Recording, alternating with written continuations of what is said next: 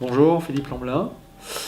Je suis chargé dans la région de Hauts-de-France de faire matcher 600 000 personnes qui ne travaillent pas, 200 000 postes non pourvus.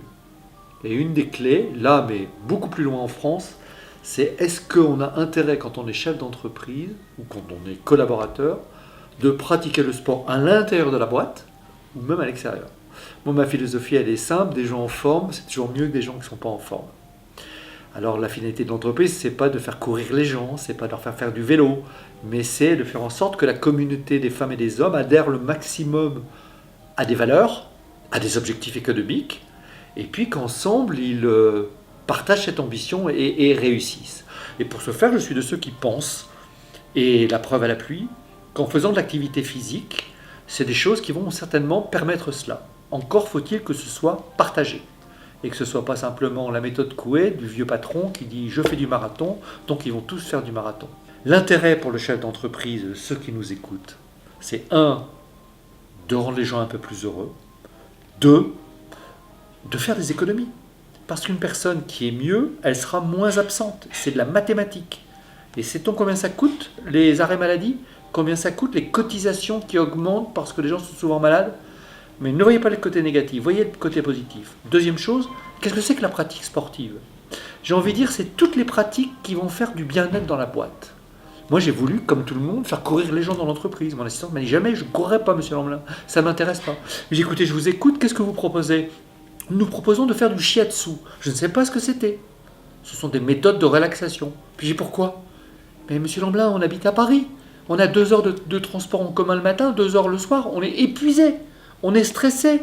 Je vous appelle souvent d'ailleurs en disant excusez-moi, il y a quelqu'un qui s'est jeté sous la voie, ou le train est en retard, ou ils sont en grève.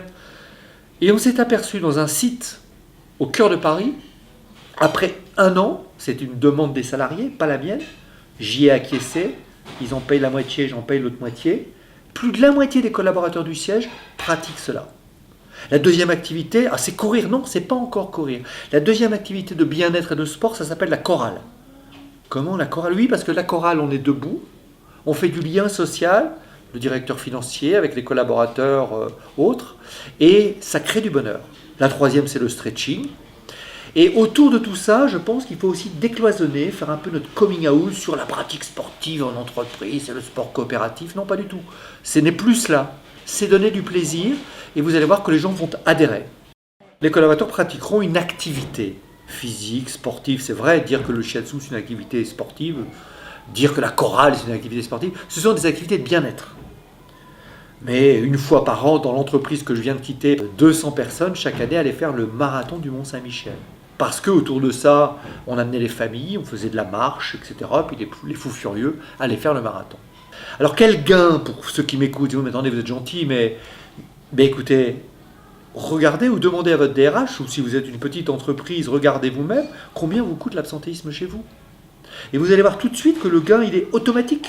Une personne pas absente, c'est pas la remplacer, c'est la rendre plus heureuse et c'est la rendre plus efficace. Dans le même ordre d'idée, travailler sur les conditions de travail en général. Je crois que c'est ça qui est important.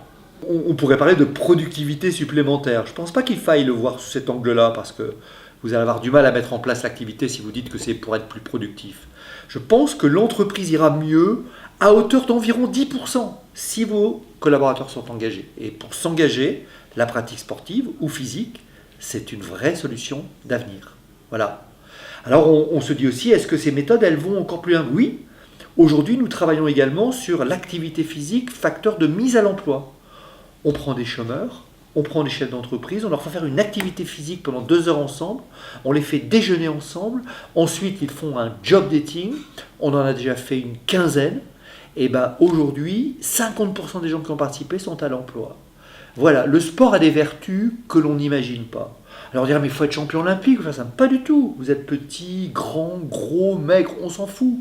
À travers l'activité, ça vous permet de révéler des talents de travail en commun, de persévérance, etc. Puis vous allez apprendre à connaître un chef d'entreprise si vous êtes demandeur d'emploi et vous direz j'ai envie d'aller bosser avec lui.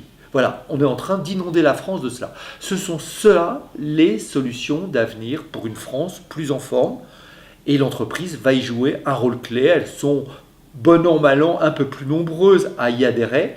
Je ne connais pas un chef d'entreprise qui n'a pas adhéré à ce que je viens de vous dire qui dise moi plus jamais.